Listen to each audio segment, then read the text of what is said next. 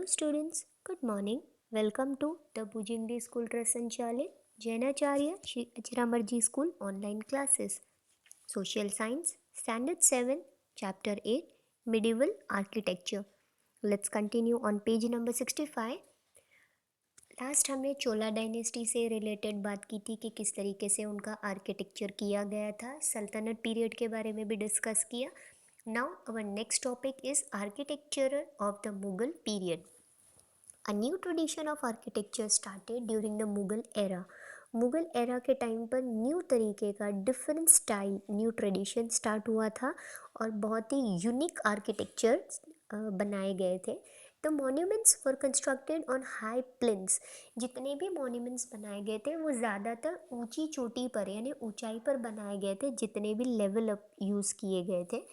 Marble was mostly used as construction material and flowing water in the form of fountains were extensively used. यहाँ पर अगर हम उनकी बात करें तो मुग़ल एरा में ज़्यादातर जब कंस्ट्रक्शन की जाती थी तो कंस्ट्रक्शन मटेरियल में मार्बल का यूज़ ज़्यादा होता था. और जितने भी मॉन्यूमेंट्स हैं, बिल्डिंग्स हैं, वहाँ पर फ्लोइंग वाटर फाउंटेन के फॉर्म में ज़रूर यूज़ किया जाता है. Besides marble, colored, it means precious and semi-precious stones were used to decorate the building. Marble के अलावा कलरफुल, चाहे प्रीशियस हो या semi precious half part stones use किए जाते थे डेकोरेशंस के लिए. यानी बिल्डिंग को अगर डेकोरेट करना है तो उसमें मार्बल के अलावा डिफरेंट डिफरेंट कलर्स के प्रीशियस स्टोन, बहुत ही कीमती स्टोन्स भी यूज़ किए जाते थे. Let's start. Number 1, Fatehpur Sikri.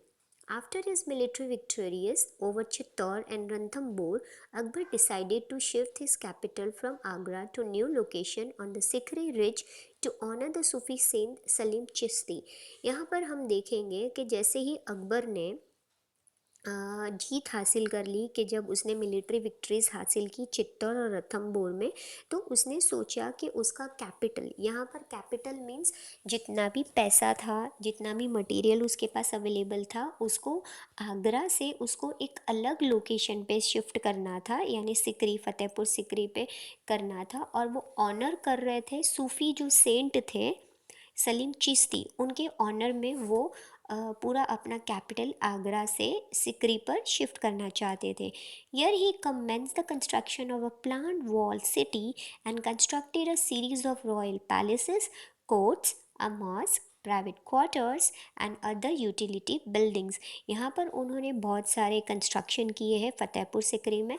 जैसे प्लान वॉल सिटी बनाई उन्होंने, रॉयल पैलेसेस बनाए, कोर्ट्स बनाए, मॉस्क बनाए, प्राइवेट क्वार्टर्स बनाए यानी रहने के लिए, और दूसरी बहुत ही यूज़फुल बिल्डिंग्स भी बनाई.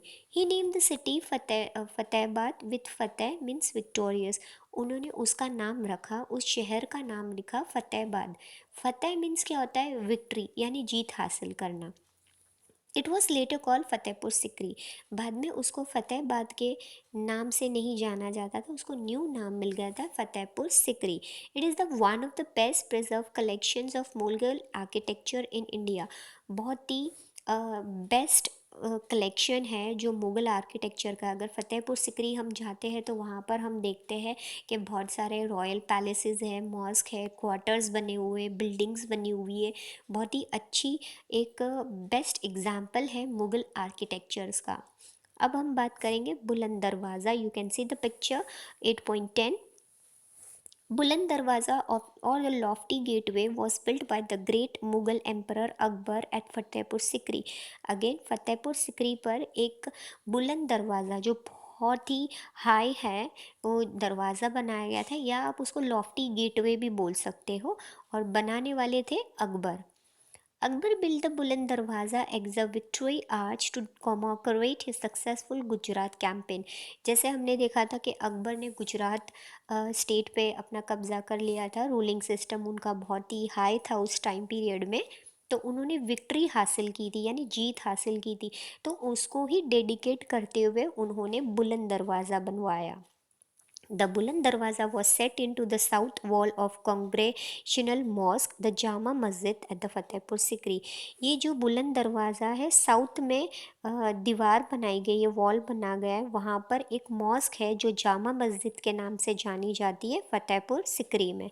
The darwaza rises to a height of 55 meters and is topped by pillars and छतरीस.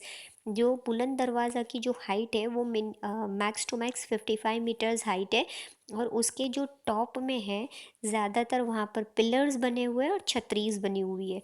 It is one of the most famous Islamic structure in Fatehpur Sikri and echoes the early Mughal design with simple ornamentation, the carved verses from the Quran and soaring arches.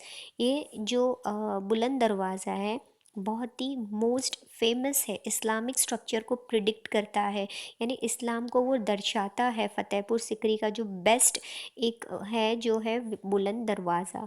और ये Mughal design को यानी simple तरीके से, किस तरीके से simple है, बहुत ही सिंपल स्ट्रक्चर किया हुआ है बट बहुत ही खूबसूरत है. और उसमें कुरान शरीफ के वर्सेस लिखे हुए हैं यानी आयतें लिखी हुई है दीवारों पर. And soaring arches. Panchmahal is another notable five-story buildings in Fatehpur Sikri with excellent architectural design. अगर इसके अलावा हम बात करें तो फतेहपुर सिकरी में पंचमहल नाम का एक नोटेबल 5 स्टोरी बिल्डिंग बनाई गई है, वो भी बहुत ही खूबसूरत आर्किटेक्चरल डिज़ाइन है. नेक्स्ट हम बात करेंगे Red Fort. The Red Fort was built as the fortified family palace of Shahjahanabad, capital of the Mughal emperor Shahjahan. वैसे हमने शाहजहाँ के बारे में भी पढ़ा है कि शाहजहाँ एक कंस्ट्रक्टर ऑफ पैलेसेस थे क्योंकि उनको कंस्ट्रक्शन करना बहुत ज़्यादा पसंद था. उन्होंने रेड फोर्ट बिल्ड किया था शाहजहानाबाद, जो उनका जो कैपिटल फैमिली पैलेस था वहाँ पर. Red Fort is considered to represent zenith of Mughal creativity under Shah Jahan and consists of other important structures such as Diwan-e-Aam, Diwan-e-Khas, Moti Masjid, Hayat Bakhsh Bagh and Rang Mahal.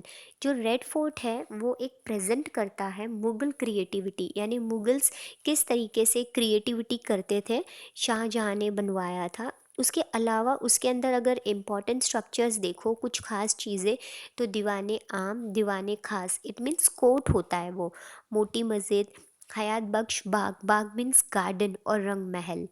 You can see the figure 8.11 Red fort.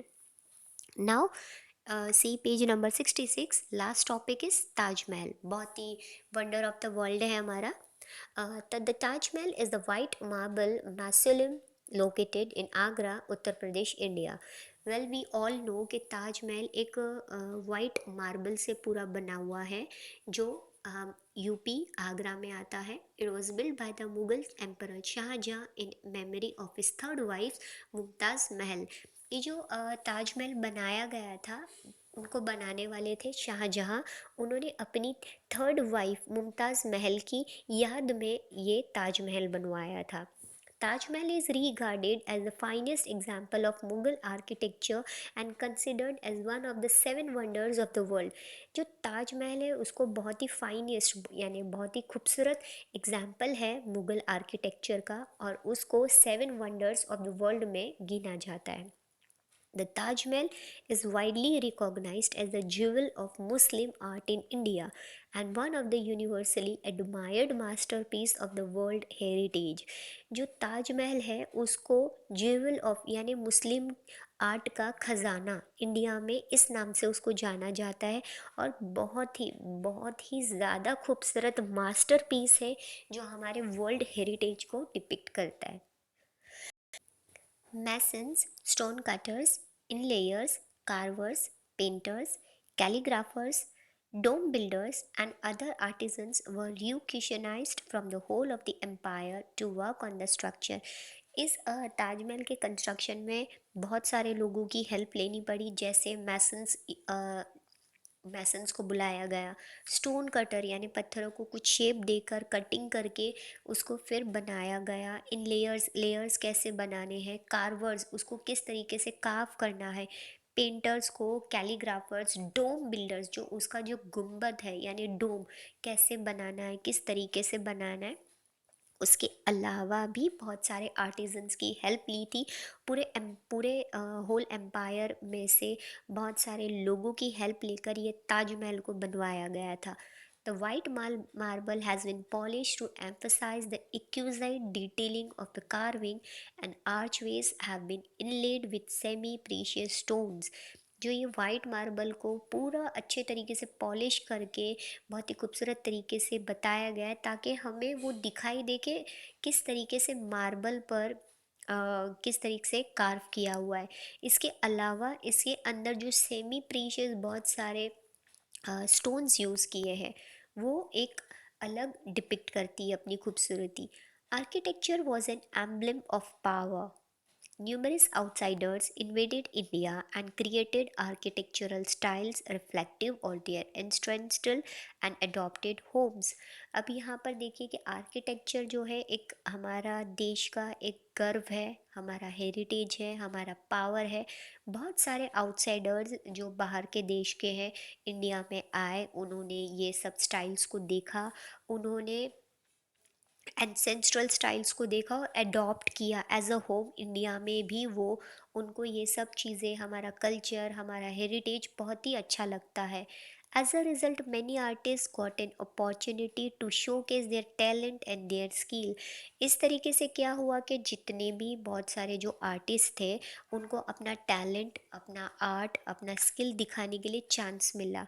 Hence not only was there need for the name and the fame met but also they earned a handsome livelihood। सिर्फ ऐसा नहीं है कि जो architecture थे उन्होंने अपने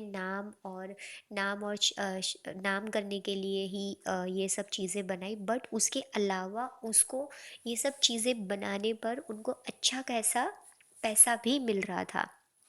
The people too, whatever the era, benefited through such splendid structures। अब ये जितनी भी जो आर्किटेक्चरल चीज़ें बनी हुई है, टेम्पल्स है या ये ताजमहल है, रेड फोर्ट है, इसका फ़ायदा हम लोगों को ही हो रहा है। आज प्रेजेंट टाइम में हम ये सब चीज़ों को यूज़ कर रहे हैं। Thus, we should be grateful to the rulers and emperors who, in their quest for quenching their thirst towards creative excellence, motivated and inspired the subjects, generated a source of income and benefited the society indirectly। तो आज हमें बहुत ही thankful होना चाहिए, उन rulers के लिए thankful होना चाहिए, उन एम्परर को थैंक्स कहना चाहिए, जिन्होंने अपनी एक क्विस्ट बोलते हैं ना, उनकी एक थर्स्ट थी, उनकी जो एक भूख थी, यानी उनको जो आर्ट और क्रिएटिव जो चीज़ें पसंद थी, उनकी जो एक भूख थी, उनको ऐसा लगता था कि नहीं हमें कुछ करना है, क्रिएटिव करना है, और उन्होंने मोटिवेट किया, सब्जेक्ट्स को इंस्पायर किया, और आज वही चीज़ें एक सोर्स ऑफ इनकम बन गया है, और हमारी सोसाइटी को इनडायरेक्टली वो चीज़ें बेनिफिट करती है। फॉर एग्ज़ाम्पल म्यूज़ियम है या कहीं पर भी लोग जाते हैं तो उसका टिकट देकर उससे सोर्स ऑफ इनकम गवर्नमेंट के पास जा रहा है, और डायरेक्टली इनडायरेक्टली ये चीज़ बेनिफिट कर रही है लोगों को।